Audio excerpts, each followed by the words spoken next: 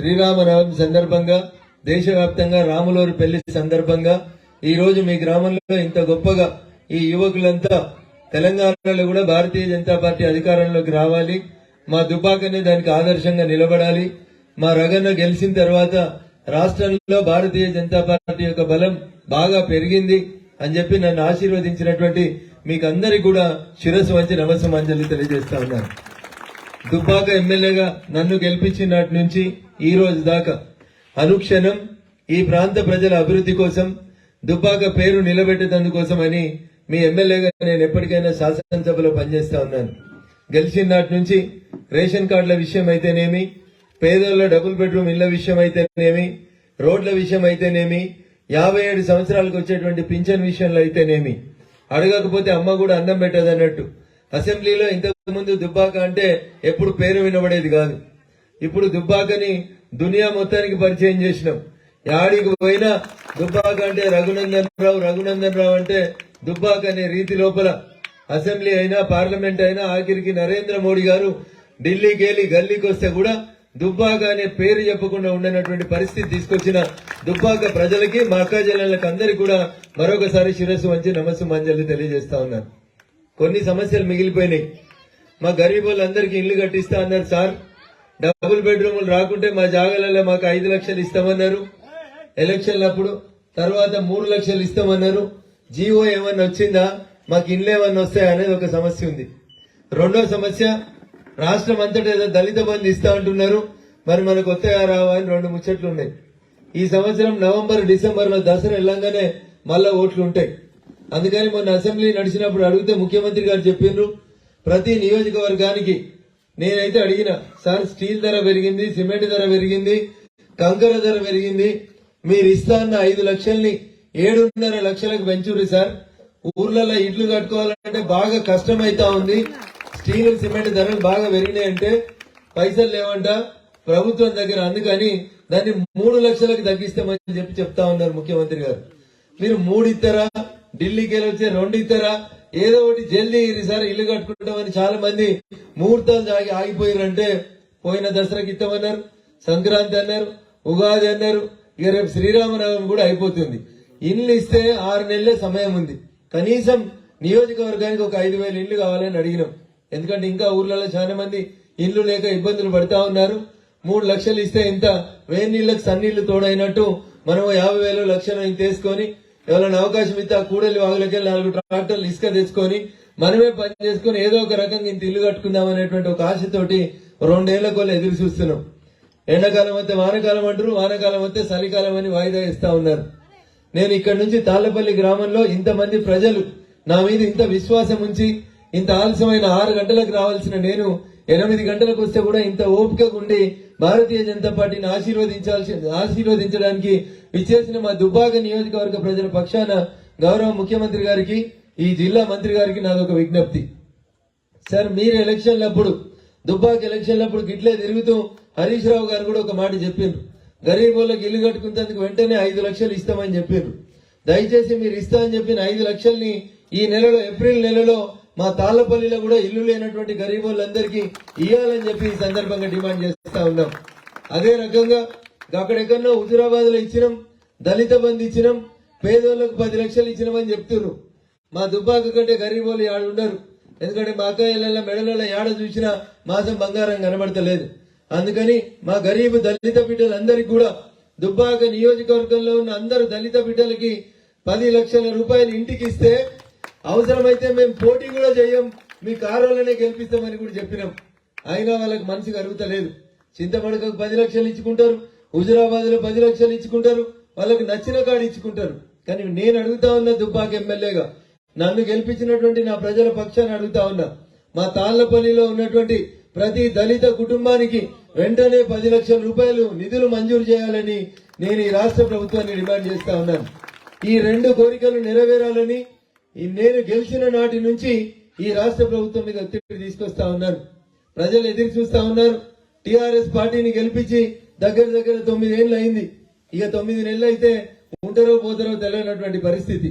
కాబట్టి ఇప్పటికైనా నిజంగా మీరు మాటలు చెప్పే ప్రభుత్వం కాదు, మీది చేతలు చేసేటువంటి ప్రభుత్వం. మేము ఖచ్చితంగా సిద్దిపేట లెక్క దుబాక కూడా పైసలు ఇస్తామని పొంకనాలు కొట్టిపోయినటువంటి మంత్రులు, పొంకనాలు కొట్టిపోయినటువంటి బీఆర్ఎస్ నాయకులారా, వెంటనే మా తాళ్లపల్లిలో ఉన్నటువంటి గరీబోళ్ళకి డబుల్ బెడ్రూమ్లకు సంబంధించినటువంటి పైసలు ఈ ఊర్లో ఉన్నటువంటి ప్రతి దళిత కుటుంబానికి 10 లక్షల రూపాయలు ఇవ్వాలని చెప్పి భారతీయ జనతా పార్టీ శాసనసభ్యునిగా నేను ఖచ్చితంగా మీ తరఫున మిమ్మల్ని డిమాండ్ చేస్తా ఉన్నాను. చాలా మంది మీ ఎమ్మెల్యే ఏం చేస్తున్నారని ఈడాడ సన్నాయి నొక్కుతురు. మీ ఎమ్మెల్యే గట్టిగా లొల్లి పెడితేనే 10-20 రేషన్ కార్డులు వచ్చినాయి, 10 మందికో 20 మందికో పింఛన్లు వస్తున్నాయి, ఇంకా 10-12 పింఛన్లు ఆగిపోయినాయి. అవి కూడా వాటి కోసం కూడా కొట్లాడుతా ఉన్నాం. తప్పకుండా ఆ పింఛన్లు కూడా తీసుకొచ్చి ఇస్తాం. నిజాంపేట గ్రామ పంచాయతీ అయిన తర్వాత తాళ్లపల్లి గ్రామ పంచాయతీ అయిన తర్వాత ఇక్కడ మా మత్స్య సోదరులు, ముదిరాజు సోదరులు ఒక సమస్య నా దృష్టికి తీసుకొచ్చారు. మా చెరువు మాకే కావాలి, మా చేపలు మేమే పట్టుకోవాలనేటువంటి పంచాయతీకి సంబంధించి ఈ గ్రామంలో ఉన్నటువంటి కొందరు ముదిరాజు పెద్దలు నన్ను వచ్చి క్యాంపు కార్యాలయంలో కలవడం జరిగింది. రాష్ట్ర ప్రభుత్వం అనేక సార్లు గొడవ చేసిన తర్వాత ఇటీవలనే అసెంబ్లీ నడుస్తున్నప్పుడు నేను కూడా పోయి తలసాని శ్రీనివాస్ యాదవ్ అనేటువంటి మంత్రిని కలిసి మా ముదిరాజు సోదరులందరికీ కూడా సొసైటీలలో కొత్త సభ్యత్వం కావాలని కొట్లాడితే ఈటల రాజేందర్ అన్న చేగుంటకు వచ్చిపోయిండు. కేంద్రంకి వెళ్లి పురుషోత్తం రూపాల అనే మంత్రి గారిని తీసుకొచ్చి ముదిరాజు సోదరులందరికీ కూడా కొత్తగా సభ్యత్వం ఇవ్వాలి, ఏ ఊర్లో చెరువులో ఆ ఊరోళ్లే పట్టుకునేందుకు అవకాశం ఇవ్వాలనేటువంటి ఒక లొల్లి స్టార్ట్ చేసి మీ ఫైల్ ని కొంచెం ముందుకు తీసుకుపోతా ఉన్నాం. నాకు ఆశ ఉంది, నేను ఆశాభావాన్ని వ్యక్తం చేస్తా ఉన్నా. వచ్చే ఎన్నికల ప్రచారానికి నేను మీ ఊరికి వచ్చేసరికి మీ సొసైటీ రిజిస్ట్రేషన్ కూడా పూర్తి చేసి మీకు అందరికి కూడా కొత్తగా సభ్యత్వాలు ఇప్పించేటువంటి కార్యక్రమాన్ని నేను పూర్తి చేస్తానని చెప్పి తెలియజేస్తా ఉన్నాను. పని ఎక్కడ ఆగింది, ఎప్పటి వరకు పూర్తి అయితే అనే విషయానికి సంబంధించి ఈ గ్రామ ముదిరాజు పెద్దలందరికీ కూడా నేను సవినయంగా విజ్ఞప్తి చేస్తా ఉన్నా. 6వ తారీఖు రోజు ఒక 5గురు పెద్దలు మళ్లీ దుబ్బాక క్యాంపు కార్యాలయానికి వస్తే మీ సొసైటీ పని ఎక్కడుందనేది ఆ సొసైటీ ఏడీని పిలిచి మళ్ళొకసారి మీ ముందు క్లారిటీ ఇప్పిస్తాను. పని ఎక్కడ దాకా పోయింది, మీ చెరువు విభజన ఎక్కడ దాకా పోయింది, గ్రామ రెవెన్యూ పంచాయతీ విభజన ఎక్కడ దాకా అయింది అనేది మీరందరూ కూడా తెలియజేస్తానని చెప్పి తెలియజేస్తూ మనమందరం కూడా భూంపల్లి కొత్త మండలం కావాలని అడిగినాం. అక్బర్పేట భూంపల్లి అని పేరు పెట్టినాం. దానికి భూంపల్లి కొత్త మండలం కావాలని, మాకు మండల కేంద్రం దగ్గర ఉండాలి, మేము ఎక్కడికో దుబ్బాక పోవాలంటే చాలా దూరం అవుతుందని ఎలక్షన్లు అప్పుడు చెప్పిన మాట ప్రకారం పేరేమొచ్చినా భూంపల్లి వచ్చినా అక్బర్పేట వచ్చినా అక్బర్పేట భూంపల్లి 2 కలిసి వచ్చినా మీకైతే కొత్త మండల కేంద్రాన్ని దీన్నే మీకు 2 కిలోమీటర్ల అవతల ఏర్పాటు చేసినాం. అదే రకంగా ఒక రోడ్డు మెదక్ నుంచి సిద్దిపేట నుంచి వరంగల్ దాకా ఒక పెద్ద రోడ్డు పనులు మొదలైనవి మీరు చూస్తున్నారు. రోడ్ల పక్కన ఉన్న చెట్లు ఇప్పుడిప్పుడే తొలగిస్తా ఉన్నారు. దసరా పండుగ వచ్చేసరికి రోడ్డు మధ్యలో పెద్ద డివైడర్ తోటి మనకు కూడా ఒక పెద్ద జాతీయ రహదారి మెదక్ సిద్దిపేటకి వెళ్ళి ఎల్కతుర్తి దాకా వస్తుంది. ఇవన్నీ ఊరుకు ఉపయోగపడేటువంటి పనులు కాని బిడ్డ, మాకు డబుల్ బెడ్రూమ్లు ఇయ్యండ్రి, దళిత బంధు ఇప్పించుర్రు అని మా అక్క చెల్లెని చూస్తున్నారు. పింఛన్ రానోళ్ళు ఒక 5-6 ఉన్నారు. మా పింఛన్లు ఎప్పుడు వస్తాయి బిడ్డ అనేటువంటి ఆశతో ఎదురు చూస్తున్నారు. తప్పకుండా పింఛన్లు మీ గ్రామ పంచాయతీలో పెండింగ్ ఉన్నటువంటి ప్రతి పింఛన్ తో పాటు ముదిరాజ్ సహకార సంఘ సొసైటీ రిజిస్ట్రేషన్లు కూడా పూర్తి చేస్తానని చెప్పి తెలియజేస్తూ వాతావరణం కూడా బాగా అనుకూలిస్తుంది. పొద్దంతా ఎండ బాగా కొట్టినా కానీ వాతావరణం చల్లగా ఉంది. అందరు గడుపు చల్లగా ఉండి అందరు ఓపికగా వచ్చి ఇంతసేపు ఆలస్యమైనప్పటికీ కూడా భారతీయ జనతా పార్టీలో ఇంత పెద్ద సంఖ్యలో చేరి మమ్మల్ని ఆశీర్వదించిన మీకు అందరికి కూడా మరొకసారి శిరస్సు వంచి పేరు పేరున కృతజ్ఞతాభివందనాలు తెలియజేస్తూ సెలవు తీసుకుంటా ఉన్నాను. ఇక్కడ నేను వస్తా ఉంటే సోదరులు, మేము మా గ్రామ పంచాయతీ పరిధిలో అంబేద్కర్ విగ్రహం లేదన్నా మేము ఒక అంబేద్కర్ విగ్రహం పెట్టుకుందాం అనుకుంటున్నాం. దానికి సంబంధించి పిల్లర్ నిర్మాణాన్ని ప్రారంభించడమని నిన్న సాయంత్రం పరశురాములు గారు ఇంకొంతమంది మిత్రులు నా దృష్టికి తీసుకొచ్చినారు. నేను ఒకటే చెప్పిన, ఊర్లో అంబేద్కర్ విగ్రహం ఎక్కడ పెట్టాలి, ఊర్లో శివాజీ విగ్రహం ఎక్కడ పెట్టాలనేది మీరు మీ గ్రామ పెద్దలు మీ గ్రామంలో ఉన్నటువంటి యువకులందరూ కలిసి మీరు నాకు చేయాల్సినటువంటి పని ఏంటంటే గద్దె కట్టి నాకు ఇస్తే ఆ గద్దె మీద ఏ విగ్రహం పెట్టాలని మీరు అనుకుంటే అంబేద్కర్ విగ్రహం పెడదామంటే అంబేద్కర్ విగ్రహం ఇస్తాం, శివాజీ విగ్రహం పెడతామంటే శివాజీ విగ్రహం పెడతాం. కానీ మీరు చేయాల్సింది ఏంటంటే గద్దెకు మాత్రమే ఎమ్మెల్యే సభతో సంబంధం లేదు. గద్దెలు మీరే కట్టుకోవాలి. ఎక్కడ ఏ విగ్రహం పెట్టాలనేటువంటి నిర్ణయం మన గ్రామంలో ఉన్నటువంటి యువత మీరే కూర్చొని నిర్ణయించుకోవాలి.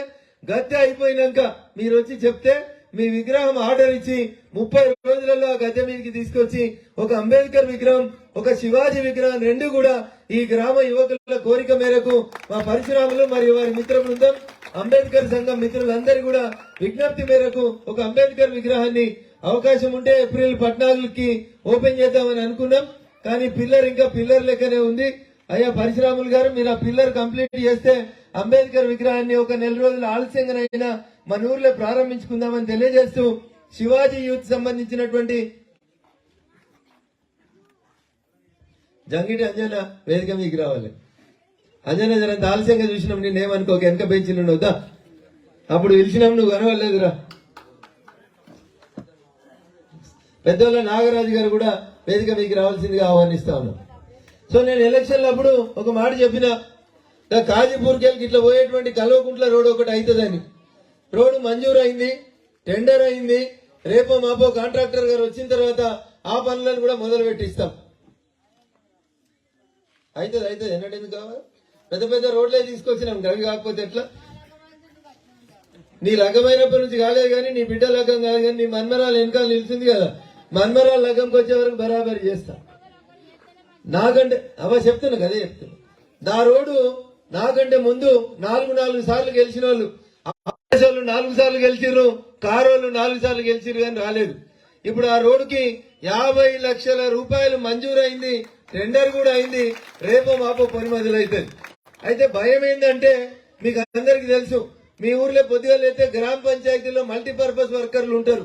మన ఊరు మంచిగా ఉండాలని పనిచేసం ఉండకుండా చూస్తా అని కొట్లాడితేనే మీకు అందరికి తెలుసు. దుబ్బాకలో ఒక పెద్ద దవాఖానా నేను ఎమ్మెల్యే అయినాక 100 పడకల ఆసుపత్రి ఓపెన్ చేసినాం. మొన్ననే డయాలసిస్ సెంటర్ కూడా అక్కడ ఓపెన్ చేసుకున్నాం. అందుకని దుబ్బాక గతంలో ఉన్నదానికి భిన్నంగా 2 ఏళ్లలో ఒక పెద్ద మార్పుని దుబ్బాక నియోజకవర్గంలో తీసుకురావడం జరిగింది. రోడ్ల విషయంలో గాని ఇందాక చెప్పినట్టు పెళ్ళప్పటి నుంచి పెండింగ్ ఉన్న రోడ్లు కూడా రఘునందన్ ఎమ్మెల్యే అయిన తర్వాత దుబ్బాక నియోజకవర్గ రూపురేఖల్ని మారుస్తా ఉన్నాం, రోడ్లని మారుస్తా ఉన్నాం. ఇంకొక 6 నెలలు అయితే మీరు ఇట్లా పోయే పెద్ద రోడ్డు సిద్దిపేట రోడ్డు చూస్తే మీరే ఆశ్చర్యపోతారు. తిమ్మాపూర్ దాకా వచ్చింది సిద్దిపేటకి రోడ్డు చూసిరా. ఈ మధ్యలో సిద్దిపేట పోయిరా, ఎవరైనా ఆటోకి సిద్దిపేట దిక్కు పోతే రోడ్డు అవతలకి వెళ్ళి మొదలై ఇటు వస్తుంది చూసిరా అనుకుంటా. రోడ్డు ఎంత పెద్దగా చేస్తా ఉన్నాం అనేది. 1000 కోట్లు పెట్టి ఢిల్లీకి వెళ్ళి నరేంద్ర మోడీ గారి ప్రభుత్వం మనకు ఒక పెద్ద రోడ్ ఇచ్చింది. ఆ రోడ్డు పనులు కూడా ప్రారంభమైతా ఉన్నాయి. కాబట్టి దయచేసి గ్రామంలో ఉన్నటువంటి యువకులందరూ కూడా నాది ఒకటే విజ్ఞప్తి, రోడ్డు పెద్దగా అయింది, మోటార్ సైకిల్ కొత్తగా ఉన్నాయి, స్పీడ్ గా పోతాం, బుర్రా పోతాం, యాక్సిడెంట్లు చేస్తాం, అమ్మా నాన్న కడుపు కోత మిగిలిస్తామని చెప్పొద్దు. దయచేసి అందరూ లైసెన్సులు తీసుకోండి, అందరూ హెల్మెట్లు కొనుక్కోండి.